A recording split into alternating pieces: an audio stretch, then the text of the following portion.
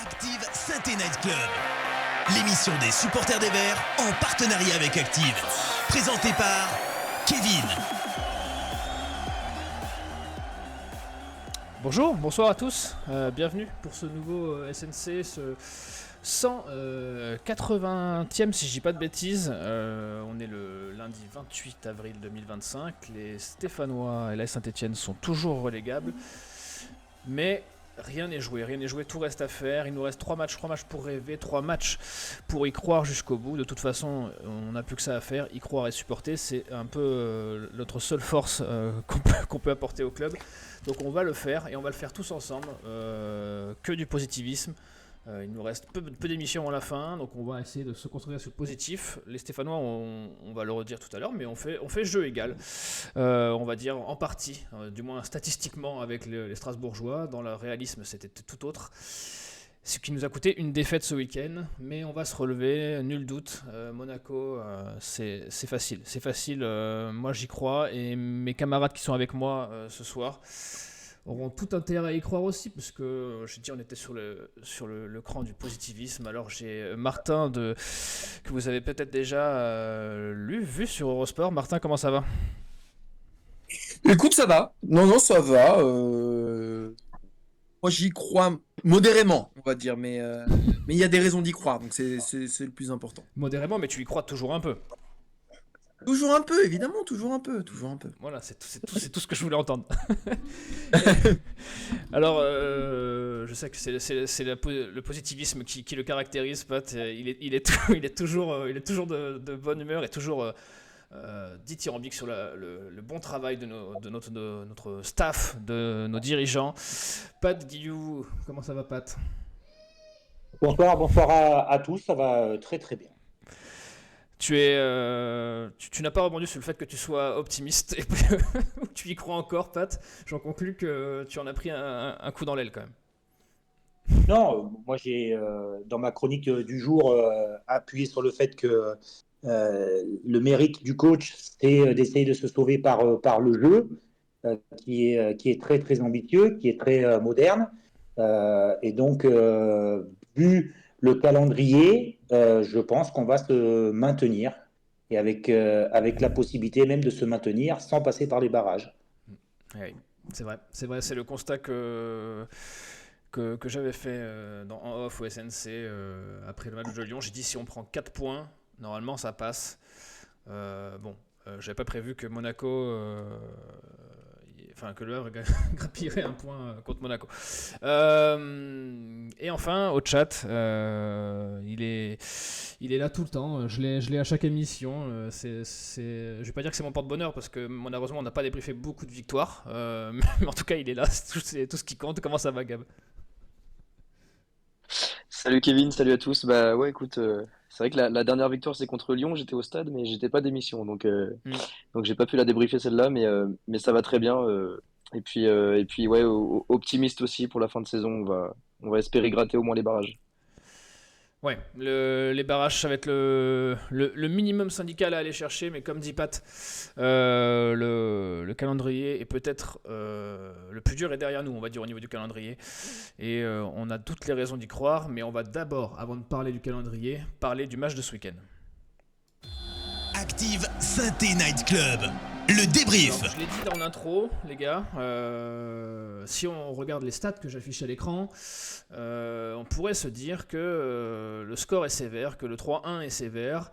Les stats sont à peu près équivalentes, mais c'est plus compliqué que ce que cette ligne de stats veut bien nous faire croire, Pat. Oui, on va pas refaire le débat sur l'importance des statistiques et des expected goals. Voilà, le fait est que on a perdu 3-1. Si Cardona avait marqué, on aurait pu gérer peut-être le match différemment. Mais ça, c'est du football fiction. Le constat est quand même que si les attaquants de Strasbourg avaient été moins gauches, on aurait été peut-être avec un goal average ou un écart de but plus conséquent. Moi, je reste persuadé que ce qui a été mis en place de jouer haut, d'aller presser, d'être présent dans le contre-effort, d'essayer de harceler constamment Strasbourg, de jouer dans sa moitié de terrain est quelque chose de louable. Après, quand on regarde les zones qui sont ou les zones déterminantes, ou la base arrière, ou dans la surface adverse, eh bien là, on a curieusement beaucoup, beaucoup pêché. Et quand tu as un jeu aussi ambitieux, il faut que tes défenseurs soient béton, et c'était plutôt du béton pour eux. C'est vrai, Martin, on a encore eu le magnifique trophée du Saint-Etienne joue bien, ils nous ont bien embêtés. Mais ça rapporte pas de points, ça. Oui, non mais la base, c'est que c'est encore un match où tu prends 3 buts. Oui. On peut regarder les statistiques, etc. Mais c'est encore un match où tu prends 3 buts. Il y a eu trop de matchs comme ça de l'AS Saint-Etienne. C'est une saison à 71 buts encaissés en 31 matchs. Donc on peut dire tout ce qu'on veut, qu'effectivement ça joue bien. C'est ambitieux, effectivement. Que tu te régales un peu plus devant les matchs de Saint-Etienne aujourd'hui qu'hier ou avant-hier. Mais tu prends encore 3 buts à l'extérieur. Donc tant que tu n'as pas réglé ce truc-là, bah, c'est compliqué d'avoir des ambitions de maintien, c'est compliqué de ramener des points, tout simplement. T'es encore une équipe beaucoup, beaucoup, beaucoup trop fragile. Et les équipes aussi fragiles, historiquement en Ligue 1, enfin une équipe qui prend 31 buts en 31 matchs, 71 buts pardon, en 31 matchs, bah, elle se maintient pas, quoi. Et moi, j'insiste tout le temps là-dessus, sur la fragilité de l'axe, sur la facilité des adversaires à se créer des occasions, sur l'explosion physique ou voilà, au fur et à mesure du match où Saint-Etienne se délite un petit peu. Et bah voilà, c'est de nouveau ce qu'on a vu. Alors oui, il y a eu plein de bonnes choses, c'est sûr. Évidemment que Saint-Étienne aurait pu ramener un point du nul si Cardona en avait mis une ou deux. Mais le constat, il est terrible. Tu prends 3 buts. Qu'est-ce que tu veux? Qu'est-ce que tu veux ramener de quelque chose de Strasbourg à partir du moment où tu en prends 3? C'est trop compliqué, c'est trop dur, c'est trop dur.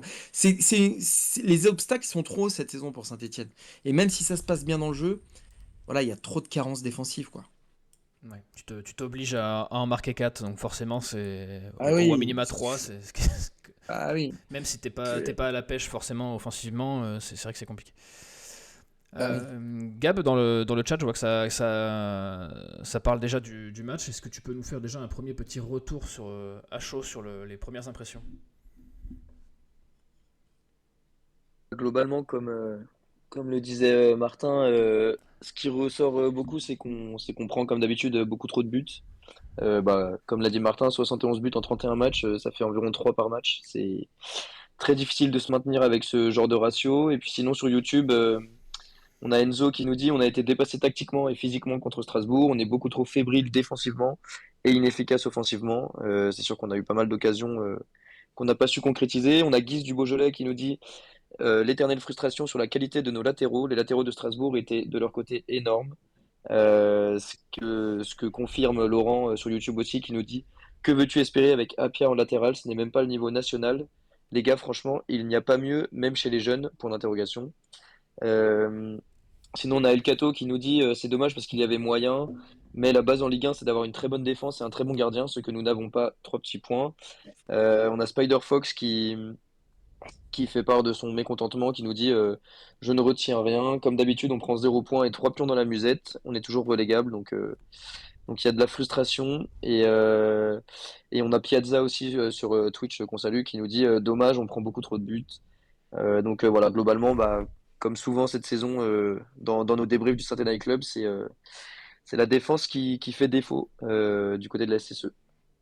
Ouais, Rebondir, Vas-y, rebondir là-dessus ou pas? vas-y, carrément. Je veux juste dire un truc, revenir sur les latéraux, effectivement, qui est un problème récurrent depuis le début de saison. Et j'adorerais avoir l'avis de Patrick là-dessus parce que c'est un poste qu'il connaît un tout petit peu. Sur Petro Apia, j'aimerais avoir moi l'éclairage de Patrick Guillou sur ce poste-là qu'il connaît à merveille, quoi. Non, mais je l'ai déjà dit. Alors, moi, j'aime beaucoup Petro. Et je ne vais pas te dire mais derrière, parce que c'est quelqu'un qui incarne le club, c'est quelqu'un qui a été formé au club, c'est quelqu'un qui est de la région, c'est quelqu'un qui lui au moins, ne donne toujours 100%. Il faut faire toujours attention à ce qu'on dit. J'allais dire en premier instant, j'allais dire c'est quelqu'un qui ne triche pas. Donc, ce qui Ouais. entendrait que d'autres trichent.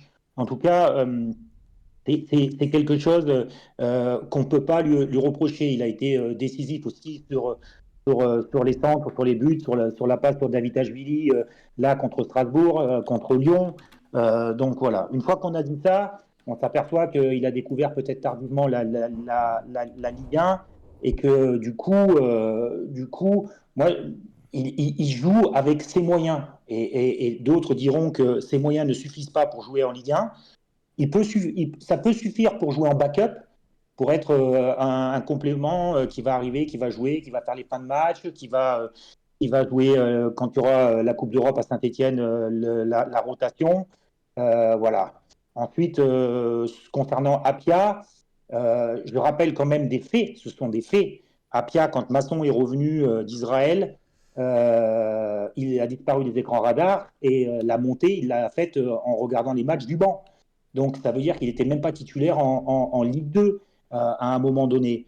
Voilà, il y a trop d'absence sur le deuxième but, dans la profondeur qu'il offre et dans l'espace qu'il offre, parce qu'il n'est pas sur sa ligne avec ses défenseurs centraux. L'espace qu'il offre aux Strasbourgeois est immédiatement exploité. Et donc, du coup, moi, je me suis toujours posé la question ces dernières semaines sur Apia. Regardez, quand il joue, systématiquement, il vient en zone mixte pour parler. J'ai l'impression que quelquefois, des fois, c'est le porte-parole du club, parce qu'il n'y a pas un match où Apia ne parle pas derrière.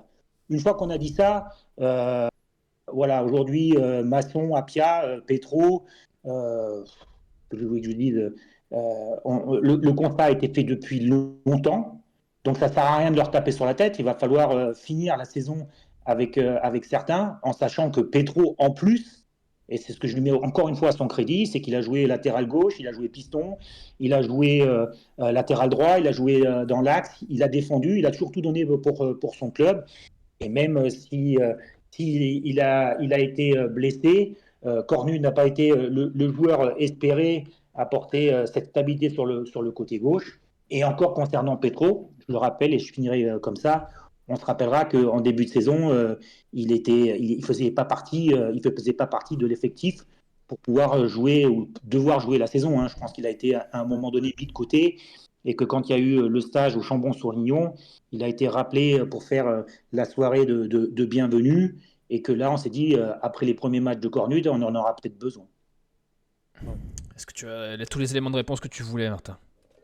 Ah non, mais c'est précis, c'est exactement ce que j'attendais, c'est brillant. C'est incroyable, incroyable. On n'entendait pas moins. Je vous laisse réagir dans le chat sur ce que vient de dire Pat sur Petro et Apia. Vous avez souligné... Non, pas que Petro et Apia, pardon. Oui, sur vas-y, Masson vas-y. et puis sur... Oui, bien sûr. Pas que sur Petro et Apia, sur Cornude et puis sur Masson, parce que ce sont les quatre, sauf si je me trompe, qui doivent jouer pour deux postes. Oui, même si c'est clair qu'il y en a qu'on a beaucoup plus vu que d'autres, même si c'était pas prévu à la base. Ou plus entendu. Ou plus entendu, pour le coup. Mais je pense que mais même en nombre de matchs, je pense que Apia est passé peut-être devant, devant celui dont il était censé être la doublure. Vous en avez parlé un petit peu tous les deux succinctement, mais on va vite écarter le sujet, parce que j'aime pas trop parler d'individualité, mais là il faut quand même en parler, parce que il a apporté un petit peu au début quand il est arrivé, Cardona, quand il est revenu en tout cas, et faut avouer que ce week-end, je peux pas te dire qu'il te coûte un point parce que c'est jamais le même match si on le marque, mais faut avouer que c'est les deux occasions qu'il a, les deux franches, je te parle pas du corner, mais les deux franches, c'est difficile de lui trouver des excuses. Alors est-ce que je l'ai vu revenir plein de fois, est-ce qu'on est dans ce fameux la marche de la Ligue 1 est trop haute pour lui, est-ce que c'est un gars qui juste un manque de rythme, parce qu'on rappelle qu'il a presque pas joué dans la première partie de saison.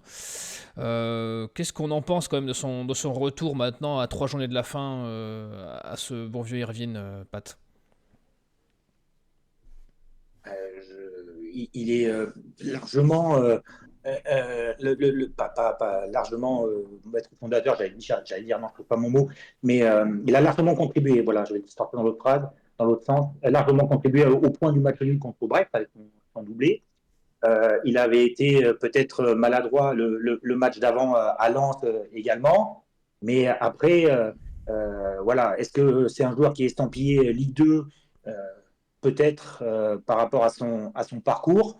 On s'aperçoit que dès que ça se frotte un petit peu, que ce soit en Allemagne, à Augsbourg, ou que ce soit en Espagne, qu'il n'est pas dans une zone de confort. Alors, zone de confort au niveau de la confiance, je m'entends, ça devient plus compliqué. Quand la concurrence est présente, ça devient peut-être un peu plus complexe pour lui. Quand le niveau s'élève, voilà, c'est peut-être les défenseurs en face sont plus rugueux, sont meilleurs, sont une meilleure lecture de jeu.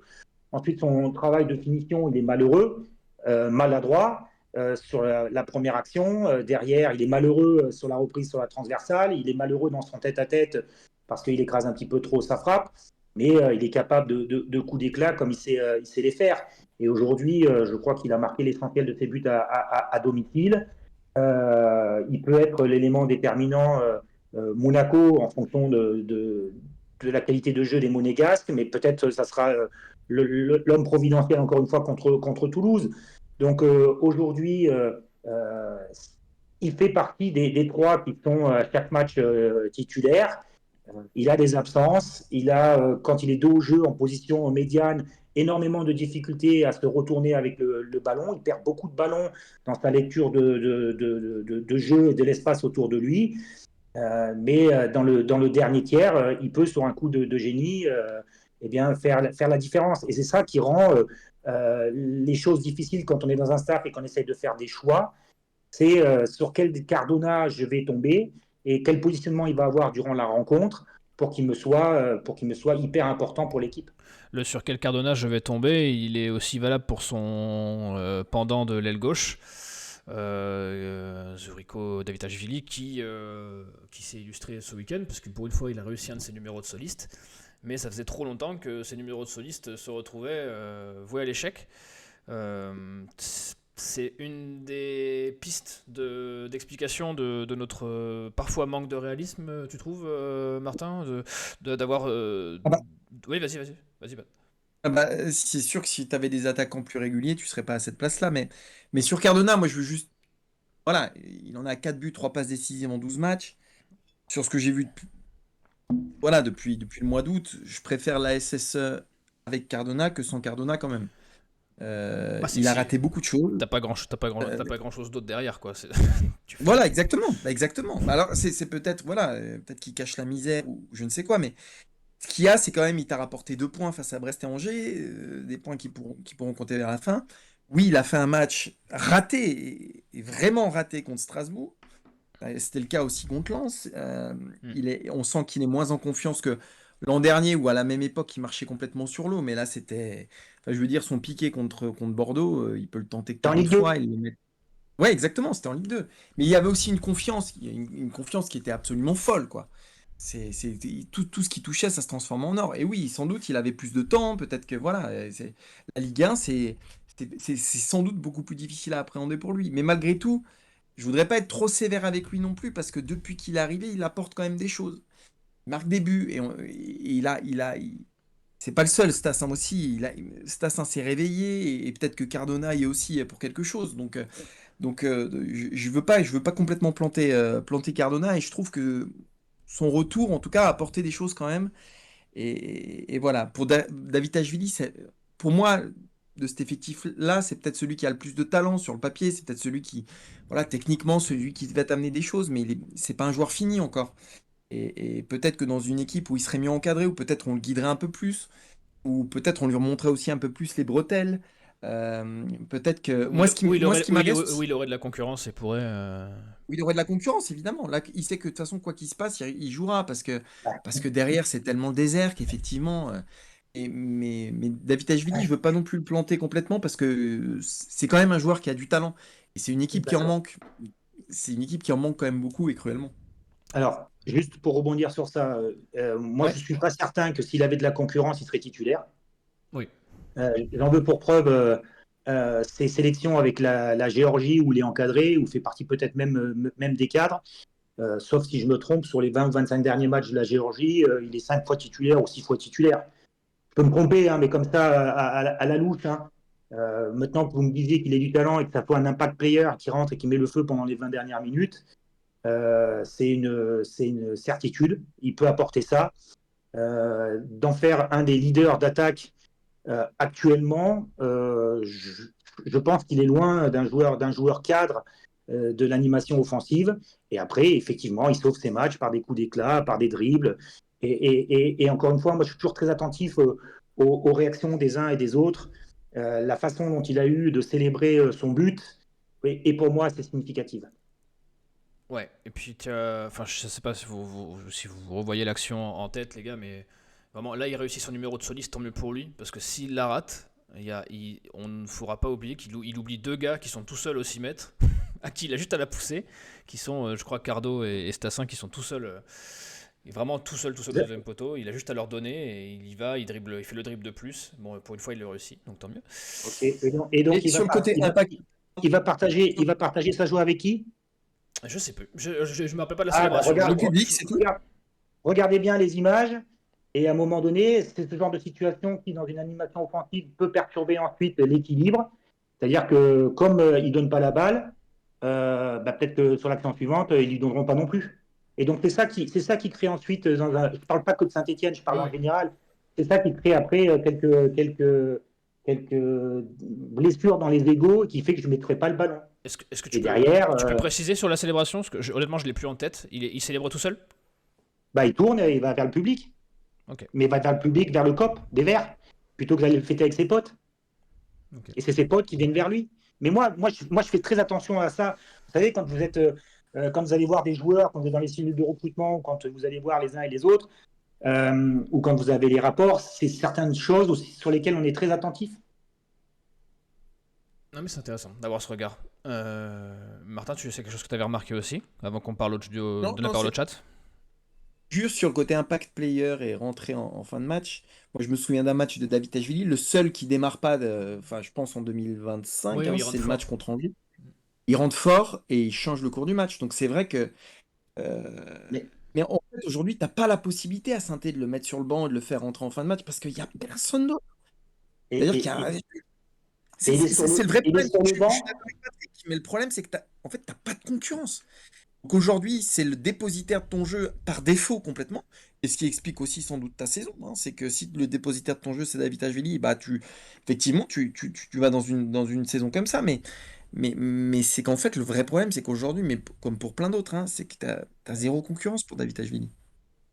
Donc c'est pour ça que je disais, et je me suis permis de le dire, que c'est pas évident qu'il soit de la concurrence à son poste, qu'il soit absolument le titulaire indiscutable. Ah bah bien sûr, ah bah oui. Ouais. Ah bah oui, je pense qu'en tant que coach, tu préfères quelqu'un qui est plus stable dans ses performances. Quitte à avoir un pic un peu moins haut. Gab, dans le chat, avant qu'on embraye sur un autre sujet, est-ce que on a abordé pas mal de choses? Est-ce que tu as des retours? Ouais, bah ça a forcément parlé de Cardona et de Zurico.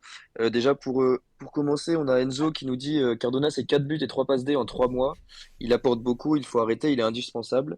Et du coup, avec ces stats-là, il y a pas mal d'auditeurs qui nous ont précisé que Cardona avait des meilleures stats que Davide si on fait le prorata des matchs que les deux ont joué.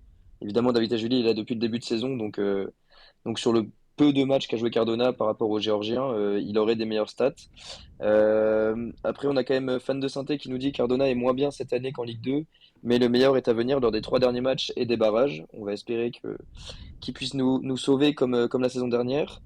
On a Spider Fox qui nous dit Cardona est capable de tout, pardon. Cardona est capable de tout, du meilleur comme du pire.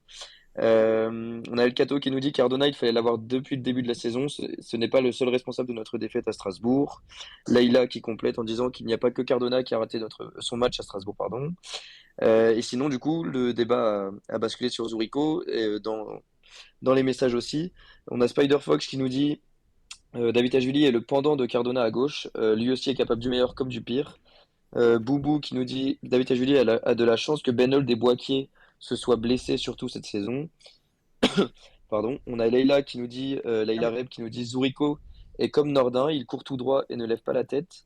Et on a enfin El Cato qui nous dit on a une équipe composée de beaucoup trop de joueurs trop irréguliers. C'est la différence entre la Ligue 1 et les niveaux inférieurs. Donc voilà, globalement, pas mal de messages là-dessus. Après, on a aussi eu des messages qui nous disent que, évidemment, l'attaque a pu être un petit peu irréaliste ce week-end, mais bah, le problème, c'est toujours la défense. C'est des messages qui sont revenus, encore une fois, même sur ce débat. Ouais, Sauf allez-y. si, sauf si je me trompe, dans la rotation de la première partie de saison, alors il n'y avait pas Cardona, mais dans la première partie de saison, il y avait quand même Caparo aussi, qui rendait Oui. de précieux services sur certains matchs. Et ensuite, concernant Ben Holt, je l'avais vu à Nice, quand il se blesse, je crois que c'est contre Nice, il se blesse, j'étais au match, le 8-0 à l'Allianz Arena. Je pense que ça peut être et ça peut devenir un très très bon joueur. Et Ah, je suis sincèrement, d'accord. ce gamin, il a de la qualité. Moi, je l'ai vu dans ses prises de balles. Alors après, on va voir quand il va revenir de blessure. Sa prise de balle qui est constamment tournée vers l'avant, le positionnement des épaules, sa première touche qui fait beaucoup de différence, sa prise de l'espace en diagonale qui lui offre des angles de passe complètement différents, et puis la vitesse d'exécution qu'il a. Je pense que s'il revient à 100% de ses capacités au niveau physique, je pense que Ben Holt peut être une très très belle surprise pour l'AS Saint-Etienne. Mais moi, je me souviens de son match. Alors, face à Auxerre, c'était le triplé de Davitashvili, à gauche. Mais à droite, il avait fait un super match, Ben Holt. Il avait fait un très très bon match. Il avait proposé beaucoup de choses. Il avait fait beaucoup de différences aussi. C'est Et je m'étais dit, C'est pour ça que quand je disais tout à l'heure sur la concurrence des uns et des autres, et c'est pour ça que je disais quand il était à droite et qu'il rentre sur son pied gauche et qui vient attaquer l'espace, mais euh, qui permet par rapport à son déplacement à lui et sa percussion à lui de s'offrir des angles de passe différentes et d'avoir des courses devant lui qui lui permettent de jouer sous ballon, je pense que ça peut être sympa. Oui, c'est à espérer qu'il soit un peu plus. Qu'il arrive à se remettre, en tout cas, avant la fin de la saison, qu'il puisse nous apporter, parce que c'est vrai que là il revient doucement. Mais comme dit Joss dans le chat, c'est de mieux en mieux. Mais Joss dit aussi Bedol sera le meilleur joueur de Ligue 2 en 2025-2026. Donc, comme quoi il peut dire aussi des conneries. Puisqu'on va se maintenir, on l'a dit au début de l'émission, Joss, mais pour ça il faut être à l'heure, tu pouvais pas savoir.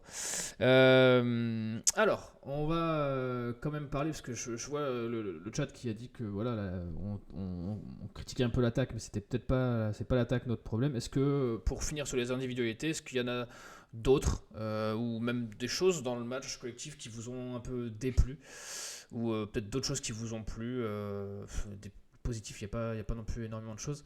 Mais si on peut en trouver, les gars, je suis chaud en top, flop, des choses un peu pêle-mêle qui vous ont convaincu ou au contraire qui vous ont déçu. Je te laisse la main, Pat.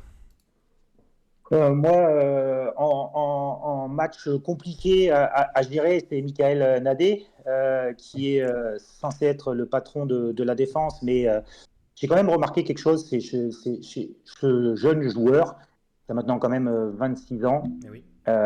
qu'on nous avait promis comme le prochain Saliba ou le prochain Fofana, quand même. C'est un joueur qui marche beaucoup au mental. Beaucoup, beaucoup au mental. Il marche beaucoup au duel et beaucoup au mental. Et quand ses premières interventions en début de match sont ratées Il sort. ou sont moins performantes, j'ai l'impression qu'il va traîner tout le match, se bouler derrière lui en ruminant les actions, en se disant mais il ne faut pas que je la rate la prochaine. C'est un joueur qui va se crisper au niveau du haut du corps et qui va sortir de son match. Et c'est pour ça qu'on peut être globalement d'accord pour dire que Nadé n'a pas fait son meilleur match à Strasbourg. Et ensuite, ça rend l'équilibre défensif encore plus compliqué avec des joueurs qui sont peut-être dépassés dans beaucoup de situations. Quand ta défense centrale et quand ta charnière est aussi brinque-ballante, la peur se propage de main en main. Et ça me permet aussi de mettre en avant dans la défense centrale et rester positif avec Bernauer sur ce match-là. C'est-à-dire que quand autour de lui, tu en as deux et demi qui sont en très très grande difficulté, forcément quand il réussit ses interventions et quand il est dans une zone de confort pour faire ses relances, il va surnager dans cette défense qui était aux abois. Ouais, c'est vrai que Ouais. Bernauer, les débuts étaient Ouais. peu concluants, mais là depuis 2-3 matchs, il y a du mieux, Martin. Ouais, il y a du mieux. Moi, il faut pas me lancer sur Nadé parce que j'en ai suffisamment dit ici sur Nadé Alors, que remets-en une certains petite, m'ont... remets-en une petite. Non, mais que certains m'ont comparé à Bayal Sall, mais C'est un joueur qui marche, c'est vrai, à l'énergie, en fait. C'est un joueur qui marche à l'énergie, mais je pense que ça suffit pas à ce niveau en Ligue 1. Il fait trop d'erreurs. Et le premier but, encore une fois, enfin, Ah, il se fait en fait, c'est promener, un hein. joueur qui va avoir des hauts. Son derby, par exemple, est très bon. Son derby est très bon. Alors, pour le coup, il marche à l'énergie, au mental, et ça fonctionne. Mais il y a beaucoup trop de bas dans une saison, beaucoup trop de pénaltys concédés, beaucoup trop de fautes d'alignement. Moi, ça me rend ma boule. Là, c'est pareil, contre Strasbourg, c'est une grosse erreur en début de match. Et en fait, dans un poste de défenseur central quand même. Donc, Mm. c'est un des postes les plus exposés de ton 11. Tu peux pas avoir un joueur qui fait les montagnes russes chaque samedi, quoi. Quand tu te dis que ouais, tu sais pas quelle version de Cardona tu vas avoir, pour moi, c'est moins problématique qu'un défenseur central qui peut te coûter une défaite une semaine sur deux. Enfin, c'est juste pas possible, quoi. Et de toute façon, sur cette charnière centrale qui a un souci depuis des mois et des mois, si déjà t'arrives pas à trouver un couple qui fonctionne, et deux, t'as des mecs qui sont en haut, enfin, qui sont sinusoïdales, quoi. Pas sinusoïdaux. Et ouais, Bernauer, pourquoi pas? Effectivement, depuis quelques matchs, il montre autre chose. Tu sens voilà, il lui fallait aussi peut-être un temps d'adaptation, prendre ses marques. Mais j'attends de voir pour totalement Ouais. m'enflammer sur lui, quoi. On verra si l'option d'achat sera levée, les Ouais. conditions ou les clauses du contrat. Après, on a parlé de l'attaque, on a parlé de la défense. Il faudra à un moment donné se poser la question aussi sur le milieu de terrain. Mouefek, c'est un peu comme Petro, Ouais. du Mouefek, qui est rarement déçu par rapport à ce qu'il veut mettre en place. Tu es quand même un joueur qui balle au pied secoue ses partenaires parce qu'il dit tiens, il va franchir une ligne, balle au pied, il va essayer de provoquer quelque chose, il va rentrer dans la surface, il va essayer de se montrer décisif, donc tu ne peux pas lui reprocher ça. Est-ce que c'est toujours suffisant, autre chose que de l'énergie? Mais en tout cas, lui, il a le mérite de le faire. Moi, Tardieu, dans cette configuration et dans ce milieu à trois là, je pense qu'il arrive à tirer son épingle du jeu et il le fait avec son expérience. On s'aperçoit que quand ça commence à changer de rythme, c'est plus compliqué. Mais lui aussi, hein, il n'a pas lâché, il a ce mérite-là d'être là aujourd'hui dans la dernière ligne droite, alors qu'il n'y en a pas beaucoup qui auraient misé une pièce sur lui en début de saison, autre qu'en joueur de complément. Et ensuite, le mystère reste pour moi Egua.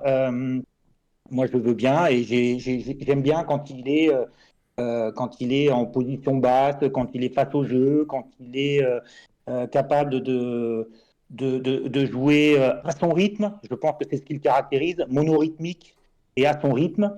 C'est-à-dire que dès que ça va un tout petit peu plus vite, il disparaît des écrans radars.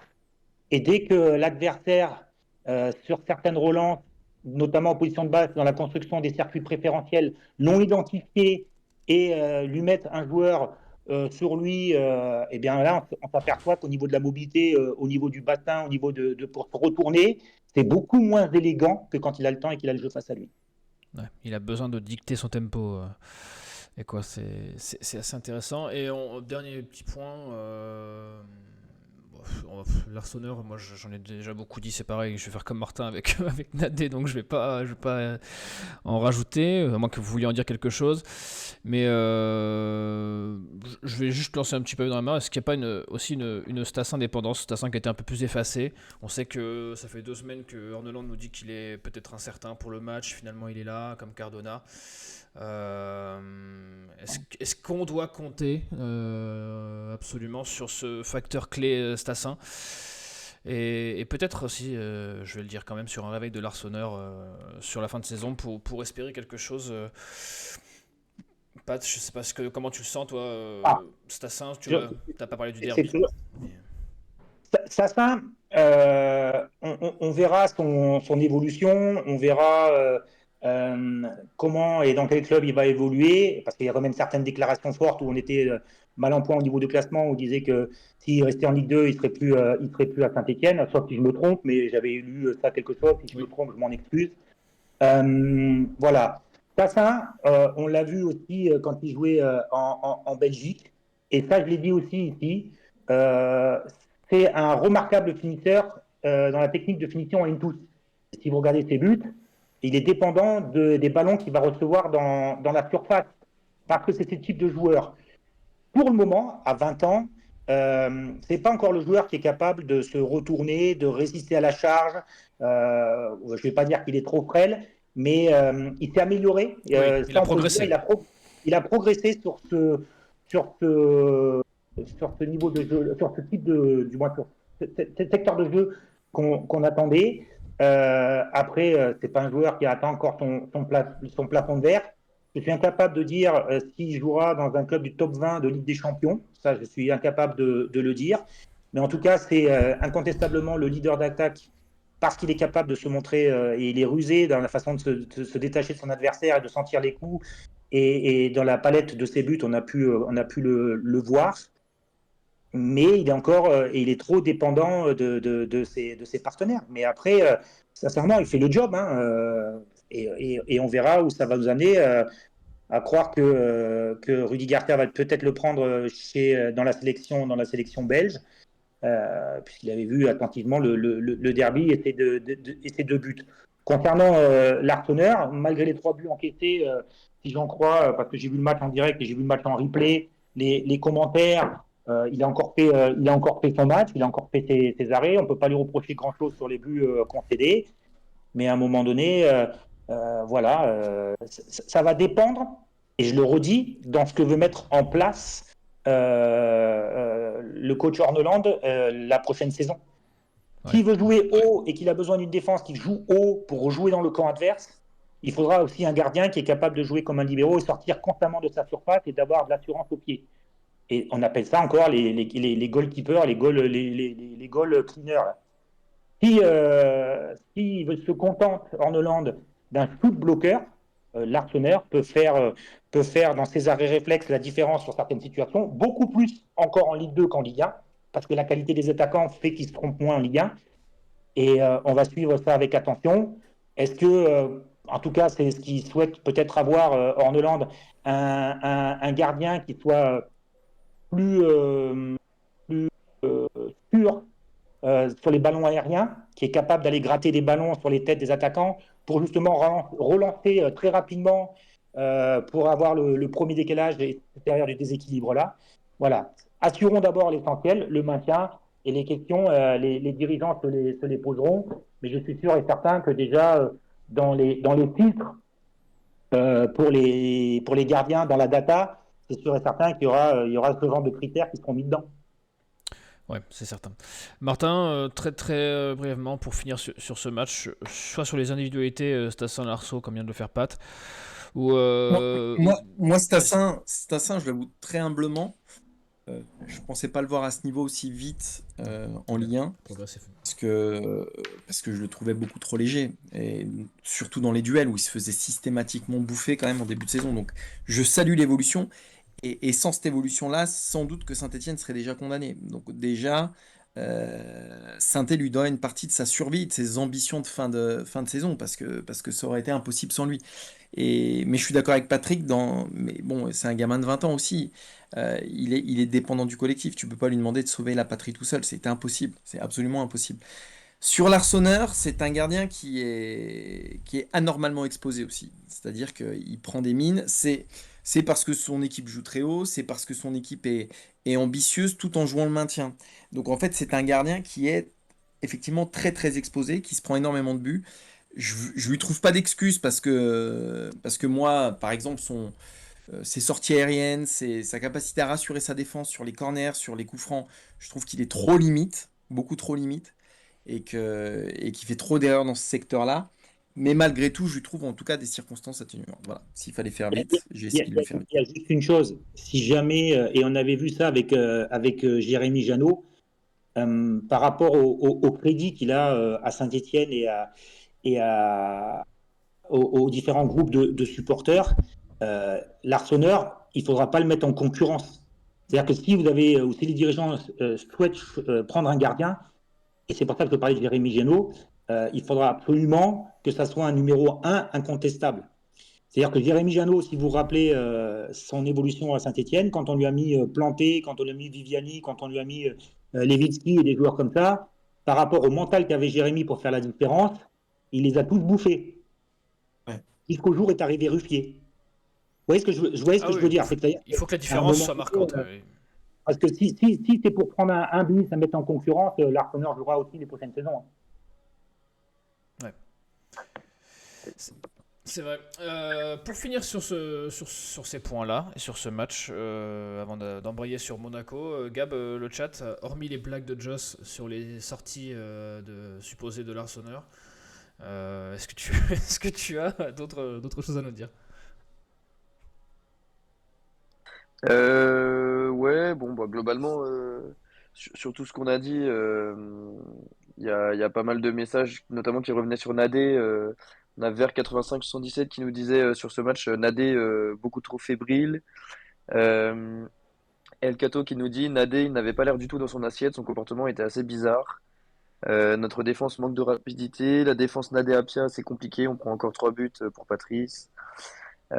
Sinon, par rapport à l'Arseneur, il y a notamment le deuxième but qui fait un petit peu débat. Je ne sais pas si vous l'avez en tête, Ah, le centre pour Emega, où le ballon est dans les 6 mètres de l'Arseneur et non, il a pas l'air de ah trop non, non. sortir. C'est Sosigno qui nous dit ça. Je, L'Arseneur qui nous dit, Sosigno qui nous dit, ouais, vas-y, Pat ou Martin. pardon, parce que je coupe tout de suite par Ouais, rapport vas-y, à vas-y. ça. Ce deuxième but concédé, je l'ai regardé au moins une quinzaine de fois parce que incriminer l'Arseneur là-dessus, ça serait vraiment lui chercher des poux dans la tête parce il se fait fusiller à 6 mètres 50. Egba perd le ballon à 70 mètres du but. Derrière, il y a 10 passes derrière, 3 renversements de jeu, des joueurs qui veulent aller, pas y aller, qui ne font pas le contre-effort. Il faut toujours faire la différence entre le contre-pressing et le contre-effort. Il y a beaucoup de joueurs qui ne sont pas à 100% dans le contre-effort, dans le replacement. Il y a beaucoup de joueurs qui sont à la peine, et tu les vois, tu regardez encore une fois le deuxième but, mais regardez le but à la perte de balle d'Egba et le comportement collectif, les renversements de jeu. Le centre, c'est le troisième renversement de jeu. C'est une défense qui s'est fait balloter en long et en largeur, 70 mètres plus 3 fois la largeur. Et donc, du coup, comme l'attaquant prend bien l'intervalle, il se retrouve, l'Arsenal ne peut absolument rien faire pour ce ballon. Ouais, c'est le sentiment que j'avais aussi. C'est- C'est C'était, c'était en tout cas la remarque de Sosigno qui trouvait qu'il avait été un petit peu absent dans ces 6 mètres. Et sinon, on a El Cato qui finit par peut-être par bien résumer la chose. Il nous dit, bah, comme l'avait dit Pat ou Martin, je crois, en Ligue 1, ça va beaucoup plus vite. Le premier but contre Brest, il n'est pas du tout décisif. On parle de l'Arsenal. Il est censé être capable de faire des matchs comme le gardien de Nice, Boulka, au PSG. Bon, évidemment, Boulka, c'est quand même un autre calibre de gardien. Mais globalement, les messages semblent nous dire que le niveau de la Ligue 1 est peut-être un petit peu trop élevé pour notre Arsenal national. ok. Merci Gab. On va embrayer sur Monaco parce qu'on a plus beaucoup de temps à dire, mais de toute façon ça va aller très vite puisqu'on l'a dit, on va gagner ce week-end, c'est sûr. Active Saint-Étienne Night Club. Le Je prochain m'avance peut-être match. un peu. Je m'avance peut-être un peu. On va gagner ce week-end, c'est sûr. Je l'ai dit. Mais on va gagner ce week-end, c'est sûr. C'est vous, les gars, qui allez me dire comment vous le sentez, ce match. J'ai dit tout à l'heure qu'après Lyon, je voyais bien 4 points pour être dans le wagon au moins du barragiste. Le match nul de ce week-end du Havre nous met un petit peu dans l'embarras là-dessus. Enfin, de leur permettre de reprendre un point d'avance. Pour vous, il faut combien de points sur les 3 derniers matchs? On rappelle les 3 derniers matchs pour ceux qui n'ont plus le calendrier en tête. Je vous l'affiche. Alors, ne tenez pas compte des points qui sont affichés. Il y a une petite coquille sur le Havre et sur Nantes, si je dis pas de bêtises.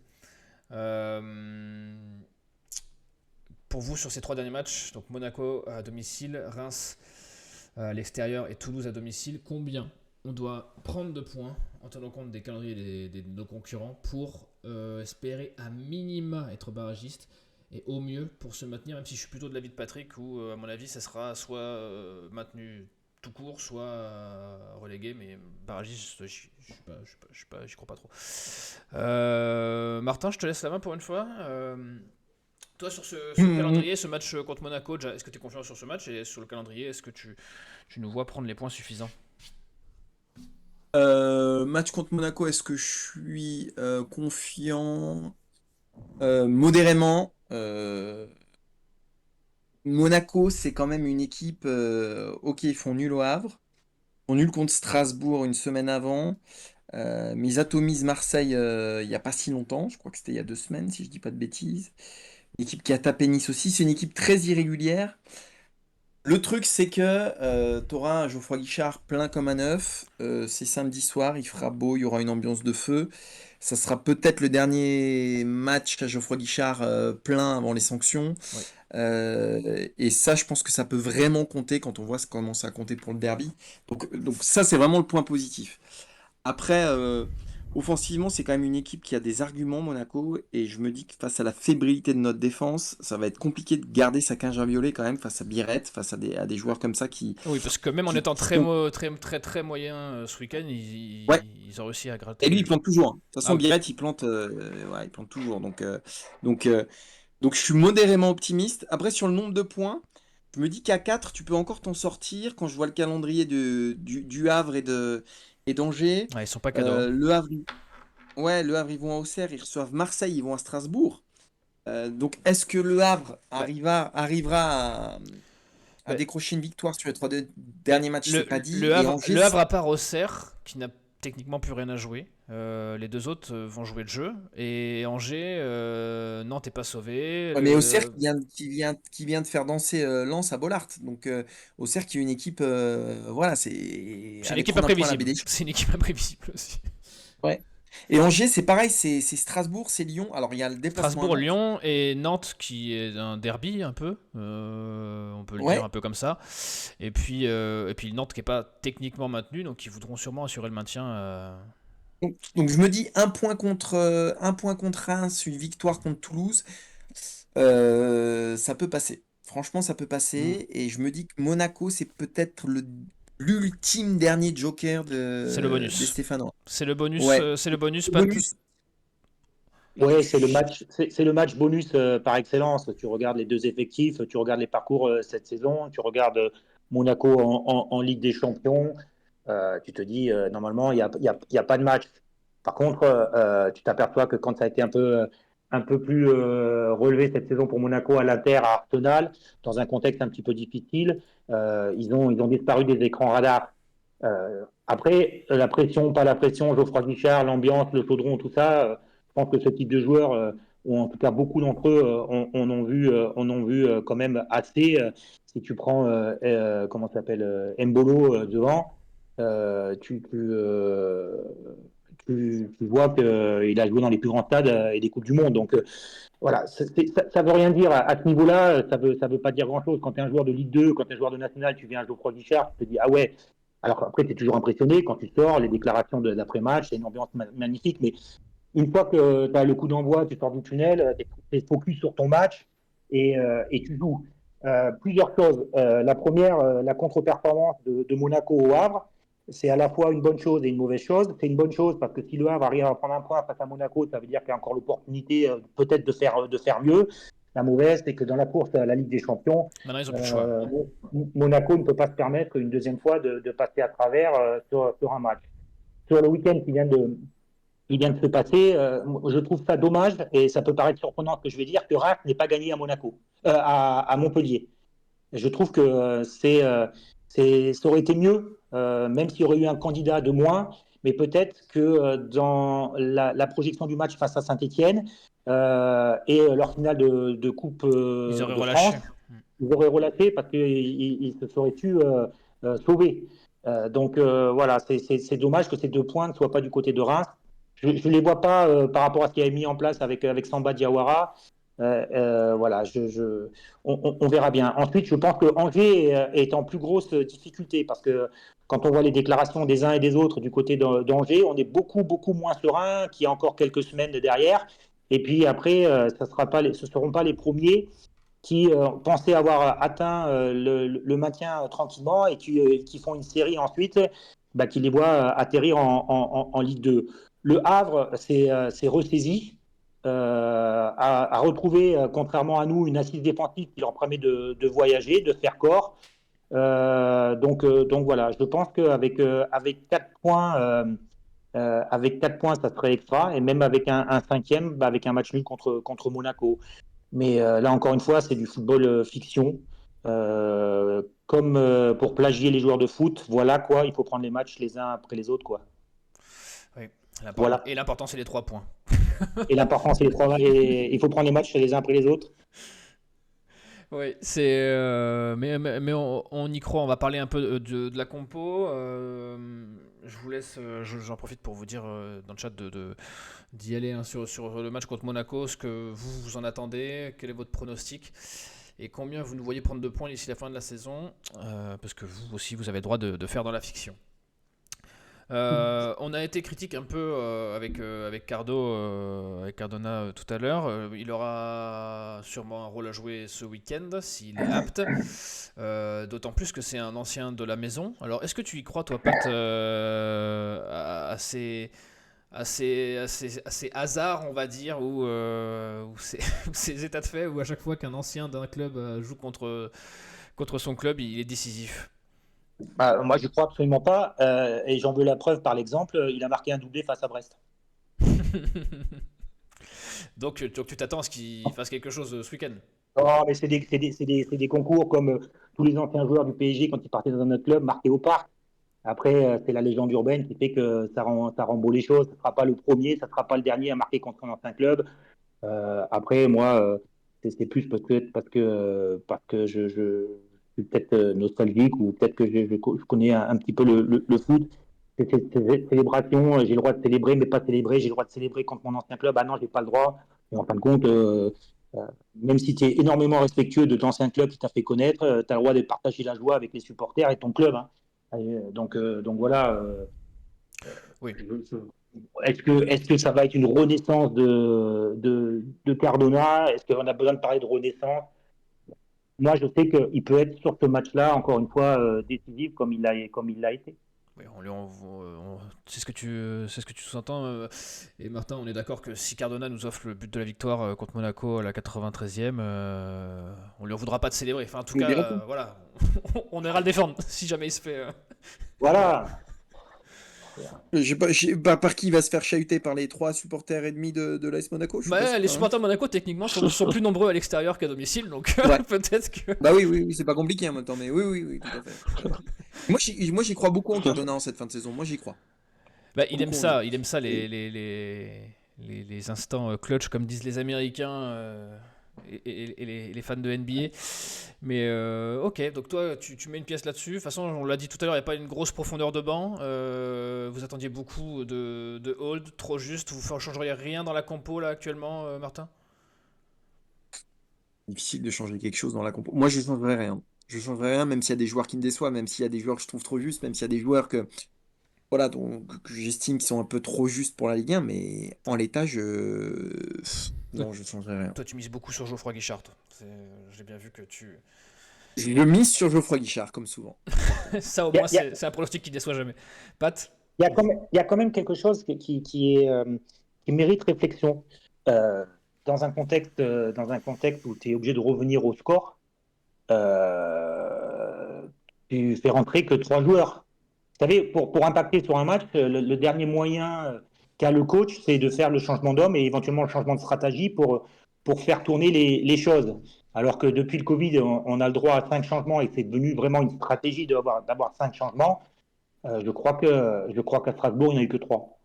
Oui, c'est ça. Il y a Hold, Mouton Mouton et et Wadji. Wadji qui rentrent.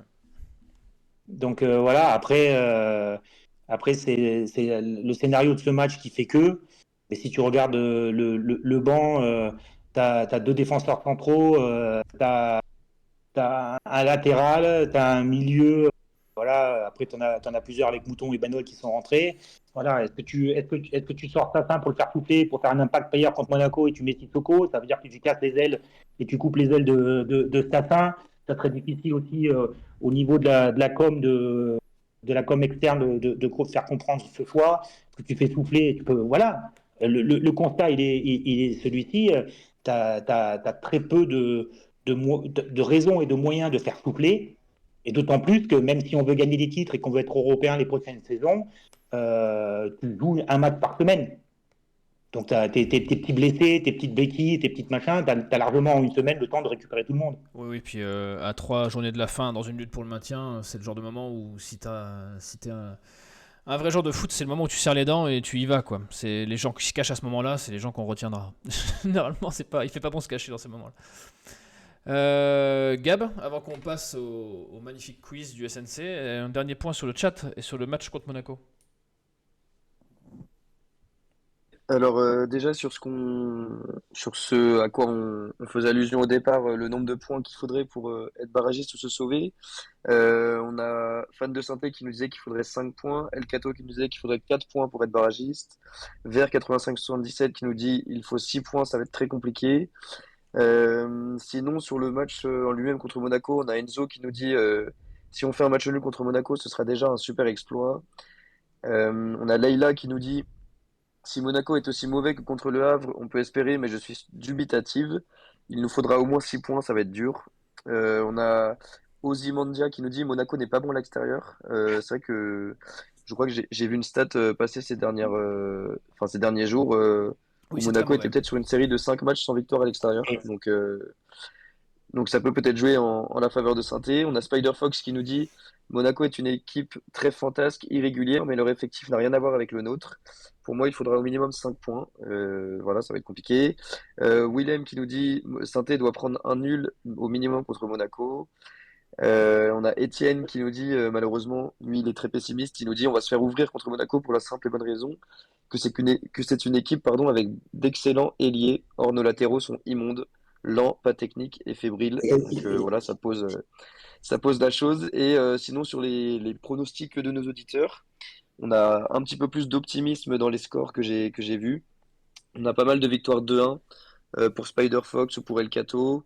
On a Fan de Synthé qui nous dit victoire 3-2 avec un doublé de Cardona. On a Joss Randall qu'on salue qui nous dit Cardo, ce qu'il aime, c'est jouer à Geoffroy Guichard. Donc il voit une bonne performance de Cardona. Et on a Piazza le Breton pardon, qui nous dit allez 3-1 pour Synthé contre Monaco, soyons positifs. Donc voilà globalement. Et juste pour terminer mon propos sur Monaco à l'extérieur, on a Joss qui nous précise comme quoi parfois il a de bonnes remarques. Monaco c'est une seule victoire à l'extérieur sur les 10 derniers matchs. Donc on va espérer qu'on puisse poursuivre leur série négative à l'extérieur. Alors, je me permets de reprendre la parole. Vous allez voir pourquoi. Pour l'avoir joué souvent, quand tu sors la calculatrice et que tu fais des comptes d'apothicaire, c'est que tu joues le maintien. Et moi, pour rester et pour finir et pour boucler la boucle et être positif, moi je vous garantis que si on gagne les 3 derniers matchs, on sera ni barragiste et ni dans la charrette. Oui, là ça on est d'accord là-dessus. Je pense que si on fait 9 points, on sera bien. Donc voilà, ça sert à rien de calculer, gagne tes matchs et après tu verras. Ouais. Moi je pense qu'on en fait. J'y vais, je me mouille, je pense qu'on fait 7 points. Je pense qu'on en fait 7.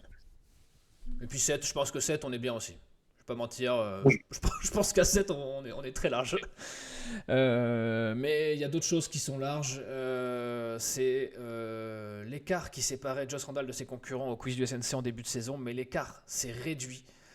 Il sent le souffle de Patrick dans son dos et je me charge de faire gagner Patrick ce soir pour qu'enfin Joss soit détrôné. Messieurs, c'est le quiz, c'est peut-être une des dernières chances pour que quelqu'un double Joss sur ce quiz. Joss qui aurait été devant toute la saison. Ça me ferait vachement plaisir que Pat le double au poteau, comme ça, là, au dernier moment. Mais pour ça, il nous faut un 3-0 sec. Alors, Martin a été briefé, mais Martin ne se laissera pas battre comme ça. Il a un peu d'honneur. En tout cas, officiellement, il dira qu'il s'est battu. Et c'est tout ce qui compte. Messieurs, vous connaissez la règle. Vous prenez la main avec votre prénom.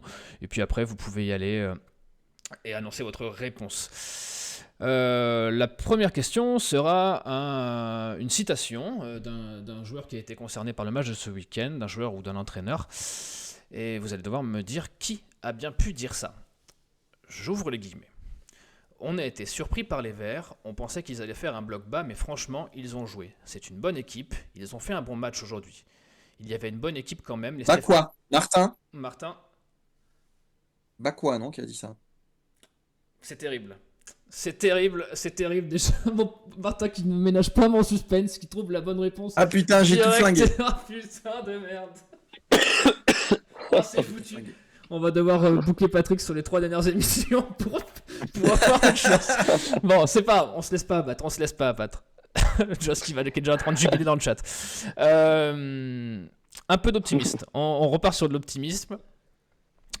Ça va être un peu plus proche. La SS a actuellement 27 points. Elle est relégable en Ligue 1. Mais parmi les 5 grands championnats, si on considère que la Ligue 1 en est encore un, donc l'Espagne, la France, l'Italie, l'Allemagne, l'Angleterre, dans combien, en plus de la Ligue 1, serait-elle dans la même situation à l'instant T? Donc au moins relégable. C'est-à-dire à 27 points, à 27 points, à l'instant T, si tu prends tous les classements d'Europe, dans combien d'autres championnats que la Ligue 1 tu es relégable? Dans le top 5 ou dans tous? Ouais, 5, dans le top 5. Parce que après, c'est différent en Suisse et en Autriche. Non, vraiment, Espagne, France, Italie, Allemagne, Angleterre. Donc France, on le sait déjà, donc je le compte pas. Mais dans combien d'autres championnats tu es relégable et je te laisse, Martin, dire sur les 5 combien tu penses qu'il y en a. Je dirais... C'est pas beaucoup, 27 points quand même. Non, 27 points, je dirais que tu es relégable partout, sauf en Bundesliga, je dirais, où les derniers sont vraiment catastrophiques. Je dirais partout sauf en Bundesliga, donc dans 4. 4, ok. Pat, est-ce que tu as un avis un peu plus nuancé? Alors, en Bundesliga, avec 27, t'es pas dans la charrette. Par contre, avec 27, t'es pas dans la charrette en Espagne. Ouais. Ensuite, en Angleterre, tu y es. Ça, c'est une certitude. Et après, la seule question que j'ai sur l'Italie. Et sur l'Italie, non, mais c'est une question piège. C'est une question piège. Je dirais en Italie, avec 27 points, tu n'y es pas. Mais tu l'es en France avec le goal average. En gros, est-ce que tu as assez de monde qui est derrière toi? C'est un peu ça qu'il faut traduire dans la question. Sachez qu'en Italie, je vais donner la réponse. Donc, Pat, toi, tu dis moins que 4, toi. Non, mais moi, je dis moins que 4 parce qu'il y a, t'es avec 27, mais tu dois avoir un goal average. Je ne sais plus le goal average. Ouais, ça ne se jouera pas au goal average, Pat, puisque en Italie, Lecce, qui est le premier non relégable, est à 27 points, donc ça fait déjà un championnat où tu ne l'es pas. Voilà. En Angleterre, il y a 3 équipes qui ont 21, 18 et 11 points, donc Voilà. tu ne serais pas Oui, relégable. ils sont déjà tous condamnés. Ils sont déjà tous condamnés en Angleterre. Voilà. En Allemagne, En Espagne, c'est ça. Ouais, en Espagne, tu serais dans la charrette puisque tu as Valladolid c'est ça. Valladolid à 16, Leganés à 30 et Las Palmas à 32, les 3 derniers, donc tu serais bien au fond. Et en Allemagne, tu as Bochum, Kiel et Heidenheim.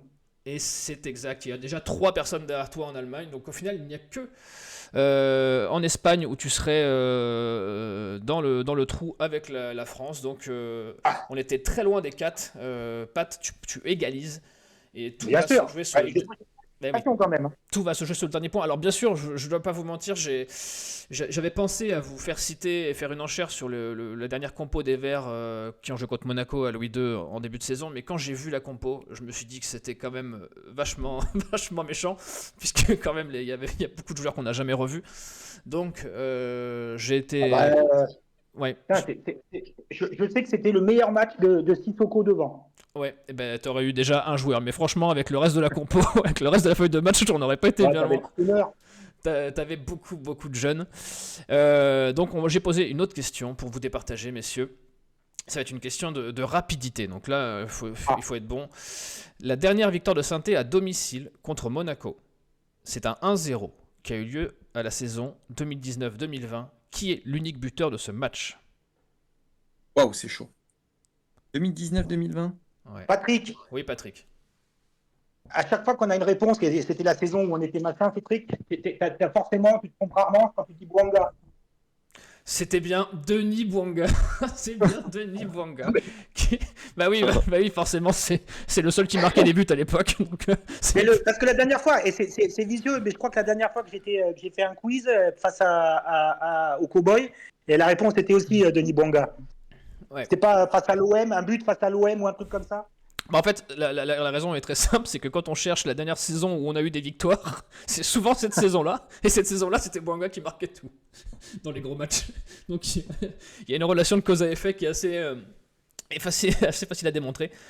J'ai bien peur, malgré cette victoire, Pat, que Martin ait mis à mal tes ambitions de titre. Martin qui n'avait plus rien à jouer, qui était dans le ventre mou, qui était l'Agi Auxerre de ce SNC Challenge et qui pourtant a tenu la dragée haute. C'est toujours ce métier des équipes qui jouent plus rien. Ah ouais, Vous libérez. Ouais, c'est ça. Il perd, mais il perd avec panache et suffira peut-être. Je pense que c'est le cowboy qui a donné la réponse par SMS à Martin. Ouais. Bah, moi, c'est vrai que tout à l'heure, quand j'ai préparé la question, mon ordinateur s'est éteint un moment et je suspecte que ça soit une attaque pirate de Joss. Bref, en tout cas, on n'aura pas le fin mot. En tout cas, on va lancer on va poser un recours, comme certaines personnes haut gradées de cette Ligue 1, et on va voir ce qu'en pense la commission de discipline. Messieurs, c'était un plaisir. Oui, vas-y, Pat. Si jamais la commission nous enlève un point qu'on ne souhaite pas, par solidarité, il vient de m'envoyer un texto, Joss, il a dit par solidarité, on m'enlève un point aussi au classement. Ok, mais c'est fair play. C'est fair play de sa part, ça le ressemble vachement. Merci Laurent. Ouais, merci beaucoup Joss, c'est très gentil de ta part d'être solidaire avec les SS à ce point-là. Merci les gars, c'était super, on s'est beaucoup amusé. Et puis me reste à vous dire tous au revoir, passez une très bonne semaine, on se revoit la semaine prochaine avec déjà une bonne part du maintien en poche et ça c'est chouette. Prenez soin de vous, bonne semaine, allez les Verts, ciao. Ciao. Tchuss.